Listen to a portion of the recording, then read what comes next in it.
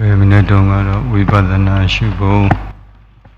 နာမရူပပရိစ္ဆေရဉာဏ်ပစ္စယပရိက္ခဉာဏ်ရပြီးတဲ့သူဝိပဿနာရဲ့အရှုခံအာယုံဖြစ်ဖြစ်ဒုက္ခသစ္စာသမုဒယသစ္စာသိပြီးတဲ့သူဒီဝိပဿနာရှုဖို့ရန်အတွက်စဉ်းသင်ဖြစ်ပြီးတဲ့မနေ့ကတော့6ဓာရ6ဓာရအတွင်းမှာရှိနေတဲ့ယုတ်ကလမျိုးစား9မျိုးယုတ်မျိုးစား63ယုတ်ကလနဲ့ပရမတ်တွေကိုအရှုခံအာယုံထားပြီးတော့အနိစ္စရှုတယ်ဒုက္ခရှုတယ်အနတ္တရှုတယ်6ဓာရပြီးတော့42ခုထာတာ42ခုထာတာ32ခုထာတာရဲ့တေဇောခုထာတာ4မျိုးဝါယောခုထာတာ6မျိုးဣဇဒ6ဓာရပြီးတဲ့ခါကျတော့42ခုထာတာဆိုတော့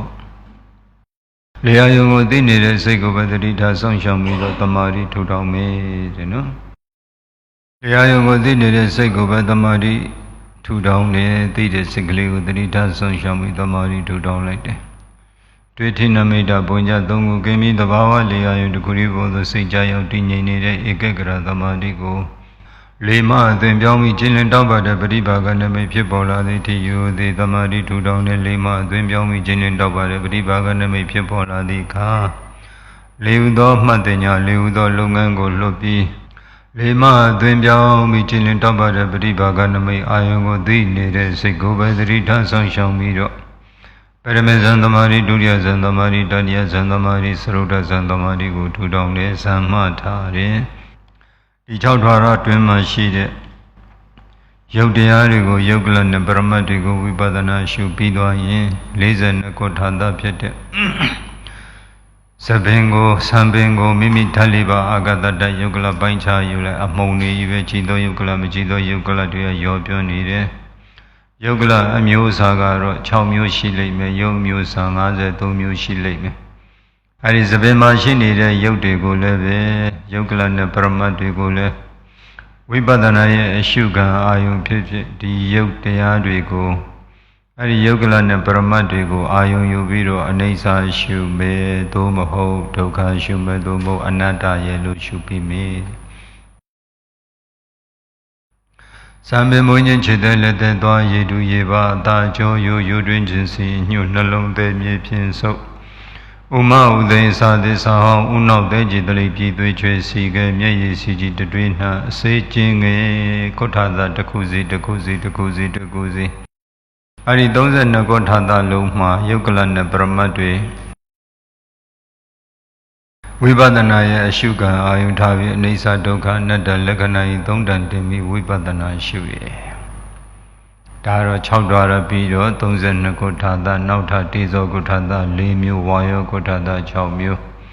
တန်တပနာတေဇောမှာရနိုင်တဲ့ယုတ်တရားတွေဓာဟတေဇောမှာရနိုင်တဲ့ယုတ်တရားတွေဒါရယုတ်ကမ္မထန်တုံးကတော့ပြောခဲ့ပြီးတော့နော်ဇီရဏတေဇောနဲ့ပါစကတေဇောရဲ့အတွင်းမှာရနိုင်တဲ့ယုတ်တရားတွေပေါ့သူတို့တွေကဘယ်သူတွေလဲဆိုတော့ဇီဝိတနမကကလစေတဇာဥဒ္ဒဇာအဟရဇကလတွေပေါ့အဲ့ဒီတေဇောယုတ်တွေကတော့ယုတ်ကလတစ်ခုတွင်းရှိတဲ့တေဇောယုတ်တွေပူမှုအေးမှုသဘောတွေဒါရှုတာဝိပဿနာရှုတော့အကုန်လုံးရှုမယ်နောက်ပြီးတော့ဒီဝါယောကုဋ္ဌာသ6မျိုးမှာလည်းပဲဥဒ္ဒင်္ဂမဝတ္တအထက်သို့ဆံသော၄မှာလည်းဓာလိပါအာဂတတယုတ်ကလပိုင်းခြားယူရနိုင်တဲ့ယုတ်ကလပရမတ်ရှုခိုင်းထားတာကဇီဝိတနမကကလစေတဇာဥဒ္ဒဇာအထက်ကလအဲ့ဒီကလနဲ့ပရမတ်တွေကိုအနိစ္စဒုက္ခအနတ္တရှုထိုနည်းတူပဲအထောကမဝါဒအောက်သို့ဆုံဆင်းတဲ့လိဤတဏ္ဍမရှိနေတဲ့ယုတ်ကလနဲ့ပရမတ်တွေကိုလည်းဝိပဿနာရှုကောင်းစီတရားဝါဒတဲ့ဥရဲ့အပြင်ရင်ကောင်းဝမ်းထဲမှာရှိနေတဲ့လေးအဲ့ဒီလေးလက်ဓာတ်လေးပါအာဂတတယုတ်ကလပိုင်းခြားယူရနိုင်တဲ့ယုတ်ကလနဲ့ပရမတ်တွေကိုဝိပဿနာရှုပြီးတော့တဲ့အခါကျတော့ကုဋ္ဌသေယဝါဒဥအတွင်းရှိတဲ့လေးဓာလေးပါအာဂတတယုတ်ကလပိုင်းခြားယူလိုက်တော့ယုတ်ကလတွေကြီးပဲအဲ့ဒီယုတ်ကလနဲ့ပရမတ်တွေကိုလည်းဝိပဿနာရှု အင်္ဂမင်္ဂနုတရိနောဝါဒအကျော်ငယ်အကျော်ကြီးအတွင်းနေမှာရှိနေတဲ့လေခန္ဓာကိုယ်တစ်ခုလုံးမှာရှိနေတဲ့ကျော်ကြီးကျော်ငယ်အတွင်းနေမှာရှိတဲ့လေကိုလည်းဓာတ်လေးပါအာဂတတယုတ်ကလပိုင်းခြားယူရနိုင်တဲ့ယုတ်ကလတွေကိုပရမတ်တွေကိုအာယုံယူပြီးတော့အနိစ္စဒုက္ခအနတ္တဝိပဿနာရှုအတ္တပတ္တလေးတဏ္ဍမှာရှိနေတဲ့ယုတ်ကလနဲ့ပရမတ်တွေကိုလည်းရှုဖို့အဲဒီတော့32ခုဋ္ဌာသရဲ့တေဇောခုဋ္ဌာသ4မျိုးဝါယောခုဋ္ဌာသ6မျိုးပေါင်းလိုက်တော့42ခုဋ္ဌာသ6ဓာရ42ခုဋ္ဌာသအစ္ဆဒမိမိရဲ့တန်တမှရှိနေတာကိုခါတလေလဲအိဋ္ဌာလို့ရှုပါတဲ့ခါတလေလဲဒုက္ခရှုပါတဲ့ခါတလေလဲအနတ္တရှုပါတဲ့အိဋ္ဌာလက္ခဏာကဒုက္ခနဲ့အနတ္တကိုခြေစုပ်ပြုပေးတယ်တဲ့ဒုက္ခရှုမယ်ဆိုရင်လည်းအိဋ္ဌာနဲ့အနတ္တကိုခြေစုပ်ပြုပေးတယ်တဲ့အနတ္တရှုမယ်ဆိုရင်လည်းအိဋ္ဌာနဲ့ဒုက္ခကိုခြေစုပ်ပြုပေးတယ်တဲ့တစ်ခုကနှစ်ခုကိုခြေစုပ်ပြုပေးတဲ့သဘောရှိတယ်အိဋ္ဌာဉာဏ်ဒုက္ခဉာဏ်အနတ္တဉာဏ်ပေါ့လေတော40ကြတော့ပို၍ကျေပြန့်သွားအိဋ္ဌာလက္ခဏာအိဋ္ဌာလက္ခဏာက10ချက်ဒုက္ခလက္ခဏာ25ချက်အနတ္တလက္ခဏာ5ချက်အိဋ္ဌာဉာဏ်ကြီးတွေကကြီးမားသွားတယ်ဒုက္ခဆိုတဲ့လက္ခဏာဉာဏ်ကြီးတွေကလည်းကြီးမားသွားတယ်အနတ္တဆိုတဲ့လက္ခဏာဉာဏ်ကြီးတွေကလည်းကြီးမားဉာဏ်တွေကအများကြီးဉာဏ်တွေကရင့်ကျက်လာတဲ့ပိုင်းရောတော40ရှုတဲ့ပိုင်းကြရင်လေယောဂီတွေတော်တော်များများတော40ရှုတဲ့ပိုင်းပို၍ရှုလို့ကောင်းတယ်ပို၍ရှုလို့ကောင်းတယ်တော40ရှုတဲ့ပိုင်းကြရင်အဲဒီတော့6တော်တဲ့42ခုဋ္ဌာသကအစ္ဆဒမှာရှိသလိုတဲ့ဗဟိတမှာလည်းရှိပါတယ်တဲ့ဗဟိတသူတော်ဘာတဏ္ဍမှာလည်းပဲဒီလိုမျိုးအစ္ဆဒဗဟိတ6တော်တဲ့42ခုဋ္ဌာသ1ယောက်2ယောက်3ယောက်ရှုနေကြာလာတော့များလာတော့လည်းပဲအတူရတွေကိုပေါင်းစုခြုံငုံပြီးတော့တူရတွေကိုခြုံငုံပြီးတော့ရှုသွားလိုက်တာပါပဲကျန်တဲ့သက်မဲ့အရာတွေကိုလည်းဓာလိပါအာဂတတယုတ်ကလည်းပိုင်းခြားယူပြီးဥဒုဇယုတ်တွေကိုလည်းပဲပရမတ်တွေပေါ့လေဥဒုဇယုတ်တွေဆိုတော့10မျိုးရှိမှာပေါ့ပထဝီရှိမယ်အာဘောတိဇောဝါယောဝဏကန္တရတဩဇာရှိအကုန်လုံးဝိပဿနာရှုတယ်ပြီးသွားတဲ့အခါကျတော့နံတရားတွေကိုဝိပဿနာရှုမေးဆိုတော့နံတရားတွေဝိပဿနာရှုရင်တော့ဟိုရှေးဥပိုင်းကဟိုဇရာကွက်ကသူကပြန်ပါလာဦးမှာပေါ့နော်နံတရားတွေဆိုရင်လည်းအဲ့ဒီသကုဒ္ဒရာဝိထိဆိုရင်လည်းပဲစိတ်တက္ကနာတိုင်းမှာအဲ့ဒီတော့သကုဒ္ဒရာဝိထိတစ်ခုပြန်ချရမှာပေါ့ဝိပဿနာရှုမဲ့ယောဂီအဲ့ဒီတော့သကုဒ္ဒရာဝိထိချမှာသူကနံတရားတွေရမှာအဲဒီတော့ပညာကိုလည်းအကြောင်းပြုပြီးတော့ဖြစ်နေကြတယ်ပရမတ်ကိုလည်းအကြောင်းပြုပြီးတော့ဖြစ်နေကြတယ်တဲ့ပညာကိုအကြောင်းပြုပြီးတော့ရှုလိုက်ရင်တော့ရနိုင်တဲ့နံတရားတော့နှလုံးအိမ်တွင်မှာတော့သူကတော့ပရမတ်ပဲဖြစ်မှာအဲဒီပညာကိုလည်းဓာတ်လေးပါးသိသိပြီးတော့ရနိုင်တဲ့ယုတ်ကလပရမတ်ကိုရှုလိုက်ရင်တော့ပရမတ်ကိုအရှုခံထားတဲ့ဒီသဘောပေါ့ပညာရဲ့တဏ္ဍမှာပရမတ်ကိုလိုချင်ရင်တမာရီရှိရမယ်ဓာတ်လေးပါးကိုနားလည်ရမယ်အကုန်လုံးကပရမတ်ဖြစ်ကုန်လိမ့်မယ်ပညာတွေအဲဒီတော့တမာရီရှိဖို့ဓာတ်လေးပါးကိုနားလည်ဖို့ဒါအရေးကြီးတယ်ပေါ့ဟုတ်လားအဲဒီတော့သကုဒ္ဒရာဝိထိချမှာဆိုရင်သကုဒ္ဒရာဝိထိအတွင်းမှာနံတရားတွေရနိုင်တယ်သကုဒ္ဒရာဝိထိကိုဘာနဲ့ချလဲဆိုတော့ရူပါယုံနဲ့ချမှာပေါ့အဲဒီတော့ရရှိပြီးတဲ့တမာရီကိုထူထောင်လုပ်ငန်းကဆက်နေထူထောင်เสียမလိုဘူးအဲဒီတော့သမာဓိထူထောင်ပြီးသမာဓိမှာထားမယ်သရုပ်ဒဇံသမာဓိမှာထားပြီးတော့မျက်လုံးဓာတ်လေးပါအာဂတတယုတ်ကလပိုင်းခြားယူယုတ်ကလအမုံတွေကြီးအဲဒီယုတ်ကလအမုံတွေမှာကြည်သောယုတ်ကလမကြည်သောယုတ်ကလတွေကြည်သောယုတ်ကလမကြည်သောယုတ်ကလတွေကဘယ်သူတွေလဲဆိုတော့စတုတတတိယုတ်တွေပေါ့လေကံကြောင့်ဖြစ်တဲ့ကမ္မဇယုတ်စိတ်ကြောင့်ဖြစ်တဲ့စိတ်တရားယုတ်ဥဒုကြောင့်ဖြစ်တဲ့ဥဒုဇယုတ်အာဟာရကြောင့်ဖြစ်တဲ့အာဟာရဇယုတ်တွေပဲပေါ့ဒါတွေပဲရှိကြတော့အဲဒီတော့จิมုံတမုံညာနဲ့ပိုင်းခြားယူလိုက်จิမုံတမုံညာနဲ့ပိုင်းခြားယူလိုက်ပြီးတော့အဲဒီจิมုံတမုံဆိုတာလည်းမရှိတော့ဘူးဖြစ်ပျက်ကလည်းသိမ့်မြန်းတယ်ကမ္မဇယုတ်တွေဆိုတော့ ကံကလည်းကျေစုပြုပေးနေသေးရွေးရတော့ဒီပတာရယုတ်တွေကလည်းရှိနေမှာပဲကြီးမုံတမုံညာနဲ့ပိုင်းခြားယူလည်းမရှိတော့ဘူးဖြစ်ပေါ်လာတိုင်းဖြစ်ပေါ်လာတိုင်းတော့ဒီအစားထိုးတဲ့ပတာရယုတ်တွေရှိနေပိုင်းခြားယူပြီးရင်အဲ့ဒီကြီးမုံရဲ့လန်းလန်းကလေးမှာမျက်လုံးအတွင်းမှာပဲဒီယုတ်ကလတ်တွေရှိတယ်အဲ့ဒီယုတ်ကလတ်တွေမှာမဟာဗုဒ္ဓကြီး၄ပါးရှိတယ်ဓာတ်ကြီး၄ပါးကိုမိတွေ့နေတဲ့ဥပါဒာယုတ်ဖြစ်တဲ့ဝဏအယောင်ဆင်းအဲဒီဝဏဆိုတဲ့အယောင်ရှင်ပရမတ်ကိုအာယုံယူလိုက်တဲ့အခါကျတော့ဖြတ်ခနဲ့ကြည်တောက်တယ်ဖြတ်ခနဲ့ကြည်နောက်တယ်ဆိုတာယောဂီရဲ့အသိဉာဏ်နဲ့မှထင်သွားတယ်ဘာကြောင့်ထင်တာလဲနှလုံးအိမ်တွင်ဘဝမနောကြည်ဖြစ်တဲ့မနောဒွါရမှာထင်သွားလို့ယောဂီကအဲ့နှလုံးအိမ်တွင်အာယုံယူလိုက်လို့ဘဝမနောကြည်သိသိလိုက်ဘဝမနောကြည်မှာလွယ်လွယ်ကူကူနဲ့ဒီသကုပ္ပဒါရအကြည်ကိုအာယုံယူလို့ရအဲ့ဒီတော့သူ့ရဲ့မလန့်မကန်နှလုံးအိမ်တွင်မှာလည်းလန်းလန်းမှရှိတဲ့ယုတ်ကလအများစုတို့ရဲ့ရောင်ကိုယူလိုက်ရင်အဲ့ဒီဘဝမနောကြည်ဖြစ်တဲ့မနောဒွါရသကုကြည်ဖြစ်တဲ့သကုဒွါရနှစ်ခုမှာရူပယုံကထင်ဟပ်သွားတဲ့အခါကျတော့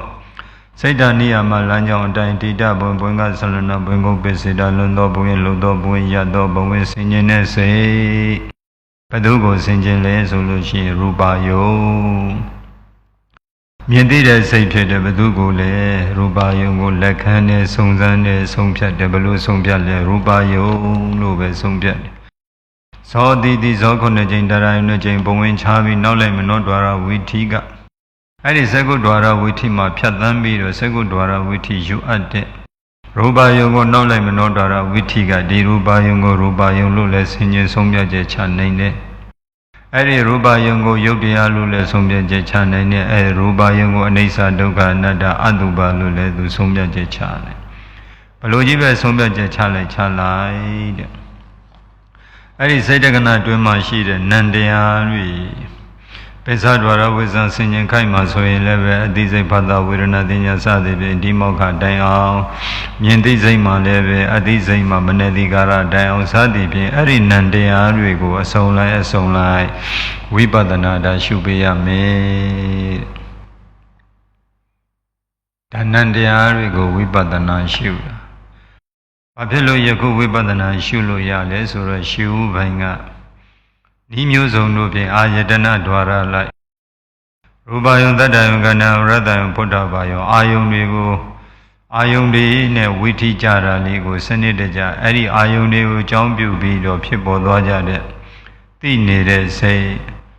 ရှင်ဘောရှင်ပဲစိတ်စေတသိက်တွေနံတရားတွေကို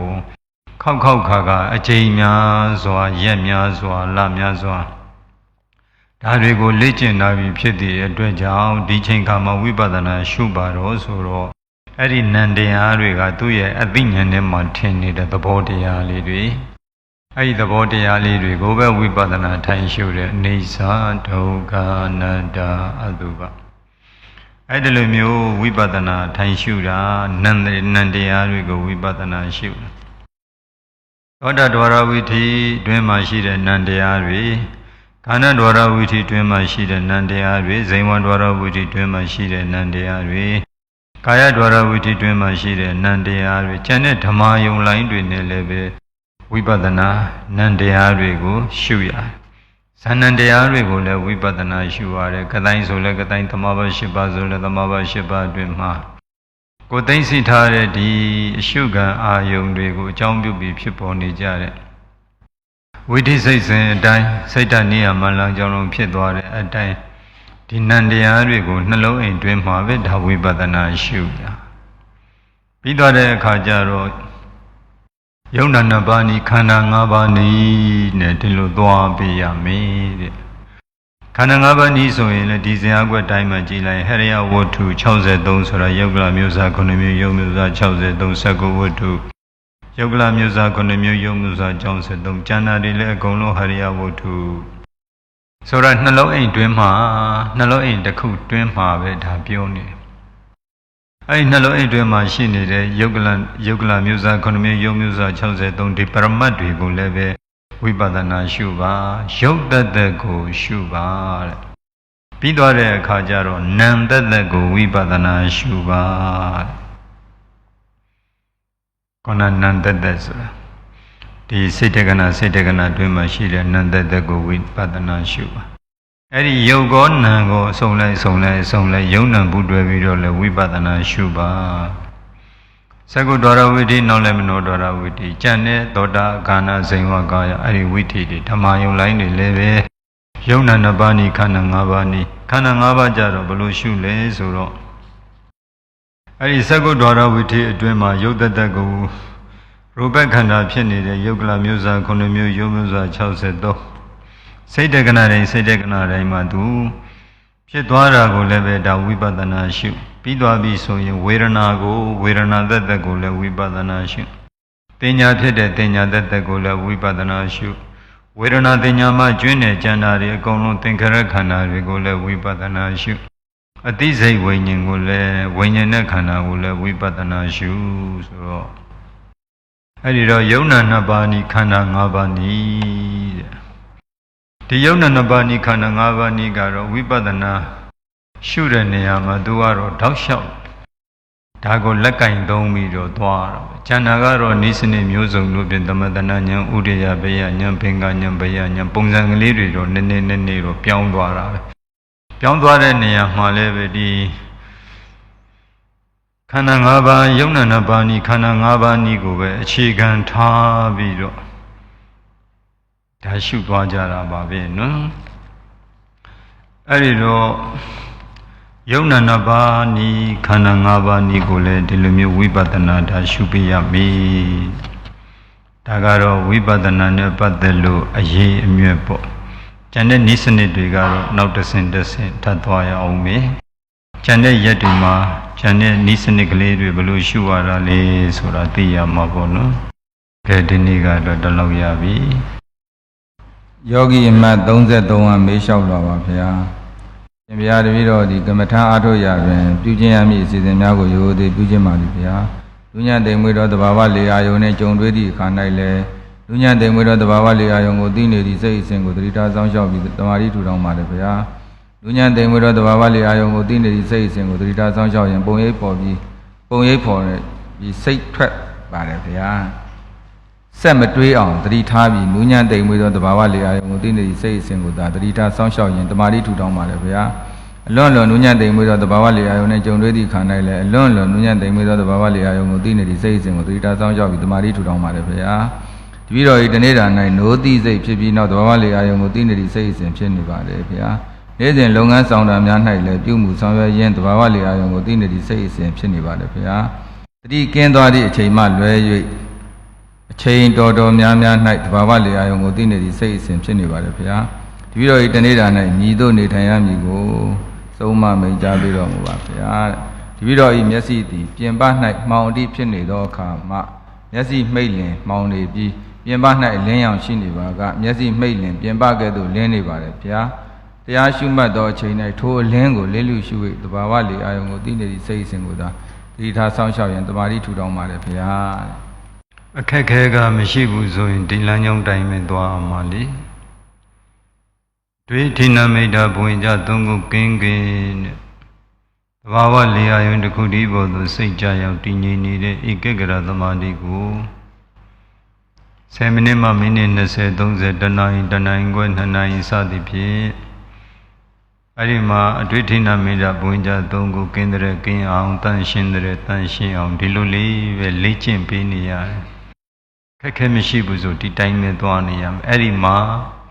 အလင်းဆိုတာဖြစ်ပေါ်လာလိမ့်မယ်အလင်းတွေကဖြစ်ပေါ်လာမယ်ဆိုတာကလေအာယုန်နဲ့နီးသောလေအာယုန်နဲ့ဝေသောလေအာယုန်နဲ့တွဲသောရေလို့ဒါဖြစ်လာမှာအဲ့ဒီတော့အလင်းနဲ့ပတ်သက်လို့နေရောင်ကဲ့သို့မျိုးညိုတာလည်းမဟုတ်ဘူးမိကိုရောင်ကဲ့သို့လည်းမဟုတ်ဖြူတာလည်းမဟုတ်ကြည်တာလည်းမဟုတ်ပဲနဲ့နေရောင်ကဲ့သို့အလင်းမျိုးအဲ့ဒီအလင်းမျိုးတွေကြတော့ဒါရှေ့ပြေးနမိတ်အလင်းဆိုပြီးတော့ဒီလိုသုံးလို့ရတယ်အဲ့ဒီတော့ညစ်ထထအလင်းကဲ့သို့ဆိုရင်တော့ဒါနမိတ်လို့သုံးလို့ရတယ်အဲ့ဒီနမိတ်မှာလည်းဣဇာတနမိတ်ဗိဒာနမိတ်ဖြူနေတဲ့အလင်းဆိုရင်တော့လည်းနမိတ်လို့ဒါသုံးလို့ရမယ်ကြည်ရင်လည်းကြည်တယ်ဆိုတာဒါလည်းနမိတ်သုံးရမယ်နေရောင်ကဲ့သို့အလင်းရောင်တွေစဖြစ်နေတာအလင်းဆိုပြီးတော့ဒီလိုယူလို့ရတာပေါ့ နမိတ်တွေမှာအစ္ဆဒဗဟိတဆိုတာအစ္ဆဒဆိုတာနမိတ်အစစ်လေအာယုံမှအသွင်ပြောင်းလာတာအဆင့်တန်းမြင့်လာပြီကောင်းလာပြီပေါ့နော်အဲ့ဒီတော့ဗဟိတနမိတ်ဆိုတာလေအစ္ဆဒနမိတ်ဖြစ်ဖို့ရန်အတွက်နီးစွာသောအကြောင်းတရားတွေပါပဲဒါကြောင့်မို့လို့ပေါ်လာမှာပဲနမိတ်တွေကပုံစံမျိုးမျိုးပေါ်လာလိမ့်မယ်ပုံစံမျိုးမျိုးဆိုတာကစာထဲမှာတော့ညက်ထထအလင်းရောင်ဖြစ်စွတဲ့အလင်းရောင်ကြည်လင်တောက်ပါတဲ့ပရိပါကနမိတ်အလင်းရောင်ရဲ့လို့လာတယ်လေပရိကမ္မနမိတ်ဥက္ကာနမိတ်ပฏิဘာကနမိတ်ဆိုပြီးတော့လာတယ်ဂျားထဲမှာအဲ့ဒီနမိတ်ထဲမှာမပါတဲ့အယောင်တွေကပါလာအောင်မယ်ဘာယောင်တွေပါလာလဲဆိုတော့ဒီပန်းရောင်ကဲ့သို့အနီရောင်ကဲ့သို့ဝါသောနမိတ်တွေပန်းရောင်လိုမျိုးစိမ့်ဖန်ဖန်အယောင်မျိုးဒီလိုမျိုးအယောင်တွေလည်းဖြစ်ပေါ်တတ်တယ်အဲ့ဒီအယောင်တွေကဘယ်ချိန်မှဖြစ်တတ်တာလဲဆိုတော့ပရိကမ္မညစ်တထနမိတ်တွေပေါ်လာပြီးရင်ဖြူတယ်ဆိုတဲ့ဩဃနမိတ်ကိုကူးတယ်အဲ့ဒီဩဃနမိတ်ကလေးကရင့်ကျက်မှုအပိုင်းကိုမရောက်နိုင်ဘူးအလုတ်ကလေးကလည်းပြက်ပြက်နေတယ်တရားထိုင်တာလေးကလည်းပြက်ပြက်နေတယ်ဆိုရင်အဲ့ဒီဩဃနမိတ်ရင့်ကျက်တဲ့အပိုင်းကိုမရောက်နိုင်သေးဘူးဆိုရင်ဝါတဲ့နမိတ်အယောင်တွေပေါ်လာတတ်တယ်စိမ့်သောနမိတ်တွေပေါ်လာတတ်တယ်ပန်းရောင်ကဲ့သို့နီနေတဲ့နမိတ်အယောင်တွေလည်းပေါ်လာတတ်တယ်တဲ့အဲ့ဒါကတော့ပရိကမ္မနဲ့ဩဃနမိတ်တို့ရဲ့နေကြားမှာဖြစ်ပေါ်လေးရှိတဲ့နမိတ်အယောင်တွေပါပဲတဲ့ဘယ်လိုကြီးပဲဖြစ်ဖြစ်ပေါ့တရားလျှောက်တဲ့အခါပြောတတ်ဆိုတတ်ဖို့ပဲလိုတယ်လေအာယုန်နဲ့နီးသောပရိကမ္မနမိတ်ပေါ်ပါတယ်လေအာယုန်နဲ့ဝေသောပရိကမ္မနမိတ်ပေါ်ပါတယ်လေအာယုန်နဲ့တွဲသောပရိကမ္မနမိတ်ပေါ်ပါတယ်လေအာယုန်နဲ့ဝေသောဖြူသောဩဃနမိတ်ပေါ်ပါတယ်လေအာယုန်နဲ့နီးသောဖြူသောဩဃနမိတ်ပေါ်ပါတယ်လေအာယုန်နဲ့တွဲသောဖြူသောဩဃနမိတ်ပေါ်ပါတယ်လေအာယုန်နဲ့ဝေသောကြည်တောက်သောပရိပါကနမိတ်ပေါ်ပါတယ်လေအာယုန်နဲ့နီးသောကြည်တောက်သောပရိပါကနမိတ်ပေါ်ပါတယ်လေအာယုန်နဲ့တွဲသောကြည်တောက်သောပရိပါကနမိတ်ပေါ်ပါတယ်လို့အဲ့ဒီလိုမျိုးယောဂီကပြောတတ်ဆိုတတ်တယ်ဆိုရင်နားထောင်ပြန်အဲ့ဒီလိုမျိုးလေအာယုန်နဲ့တွဲသောပေါ်လာပြီဆိုရင်ဘလောက်ကြကြပေါ်တာလဲရှေးဥပိုင်းပေါ်တာလားလေအာယုန်နဲ့တွဲတာအလယ်ပိုင်းလောက်ပေါ်တာလားတရားထိုင်ဖြုတ်ခါနီးမှပေါ်တာလားအဲ့ဒီလိုတဆင်မေးလိုက်တော့ရှေးဥပိုင်းမှာပေါ်တယ်လေအာယုန်လေးစားသိလိုက်တာနဲ့ခိတ္တခဏအတွင်းမှာကြည်ပြီးကြည်တောက်လာတယ်ဘလောက်ကြကြရှိသလဲထပ်မေးလိုက်တဲ့အခါမိနစ်20လောက်တော့ရှိမယ်မိနစ်20နောက်ပိုင်းဘာဖြစ်သွားလဲပြန်ဖြူသွားတယ်သို့မဟုတ်ပျောက်သွားတယ်နောက်နေတခါတရားလျှောက်တယ်ကြည်တောက်တဲ့နမိတ်ကဘယ်ချိန်မှပေါ်လဲဘလောက်ကြာလဲမိနစ်40လောက်ရှိပြီတနာရီလောက်ရှိပြီအဲ့ဒီတော့တောက်လျှောက်ကြည်တောက်ပြီးတော့ပဲနေတော့တယ်ဖြူတာတွေဝါတာတွေစိမ့်တာတွေသူမှမရှိတော့ဘူးနေတာတွေလည်းမရှိဘူးတောက်လျှောက်ကြည်တောက်ပြီဆိုရင်အဲ့ဒီတော့လေမအသွင်ပြောင်းတဲ့ကြည်လင်တောက်ပါတဲ့ပရိပါကနမိတ်အောင်သိတဲ့စေကုသရိတာဆုံးရှောင်ပြီးပရမဇန်ကိုတက်လို့ရပြီတဲ့ပရမဇန်သမာဓိကိုတက်လို့ရပြီတဲ့အဲ့ဒီတော့တရားလျှောက်တဲ့အခါအဲ့ဒီစာအုပ်ထဲမှာရှိတဲ့အတိုင်းပြောဖို့ပဲလိုတယ်လျှောက်တတ်ဖို့မလိုဘူးပြောဖို့ပဲလိုတယ်လျှောက်တတ်ဖို့ဆိုတာကိုတီထွင်ရမှလည်းမဟုတ်တော့အဲ့ဒီထဲကအတိုင်းလေးပဲပြောရမှလေစာအုပ်ထဲမှာလေအာယုန်နဲ့နီးသောဝေသောတွဲသောပရိကမ္မနမိတ်လေအာယုန်နဲ့နီးသောဝေသောတွဲသောဩဃနမိတ်လေအာယုန်နဲ့နီးသောဝေသောတွဲသောပရိပါကနမိတ်ရေလို့ဖြစ်ပေါ်နေတာအဲ့ဒါလေးတွေကိုရေးပေးထားတာလေအဲ့ဒီတော့ဘလို့မဆိုအရှိကိုမတင်ပေးသေးဘူးမသင်ပေးသေးဘူးဆိုရင်တော့နမိတ်မပေါ်ခင်လည်းမမျောပါဗျာပေါ်လာတော့လက်ဒါငါလုံးမဟုတ်သေးဘူးရှိလည်းရှိမရှိလည်းနေလှစ်လို့ရှုပြီးတဘာဝလေအာယုံကိုသိနေတဲ့စိတ်ကိုသာတတိထားဆောင်ရှောင်ပြီးတမာတိထူထောင်ခဲ့ပါလေဆိုတာသူ့မှာအကုန်လုံးပြည့်စုံနေတယ်အကုန်လုံးရှုဖို့လည်းအဲ့ဒီစာအုပ်ထဲမှာပါနေပြောဖို့လည်းအဲ့ဒီထဲမှာပါနေအရှိကိုတက်ဖို့လည်းအဲ့ဒီထဲမှာပါနေပြီဆိုတော့ယောဂီကပြောဖို့ပဲလိုတော့ယောဂီကပြောဖို့ပဲလိုအဲ့ရယောဂီကမပြောတဲ့ခါကျတော့တရားစခန်းနဲ့ရဲ့အကုန်လုံးမယောဂီလည်းယနေ့အထိမပြောသေးဘူးယောဂီတွေအဲ့ဘာလို့နေမှတော့မသိဘူးဟာလားကဲအဲ့ဒီတော့ အဲ့နမိတ်တွေကိုလက်လူရှုပြီးတော့တဘာဝလျောင်သိတဲ့စိတ်ကိုပဲတတိထားဆောင်ရှောက်ပြီးတမာတိတူတော့အတွေ့အထိနမိတ်တဘွင်ကြသုံးကိုကင်းတဲ့ကင်းအောင်တန်ရှင်းတဲ့တန်ရှင်းအောင်ဒါလေးပဲလိုအပ်တယ်မိမိရဲ့တတိကနိုးနိုးကြကြရှိဖို့တော့လိုအပ်တယ်တတိအလုံးလုံးနေဖို့စောင့်ရှောက်တဲ့အလုပ်ကလေးလုံးကြုံနေဖို့ပဲလိုပါတယ်အဲ့ဒါဆိုရင်ရပြီဘာမလို့တော့ဘူးနော်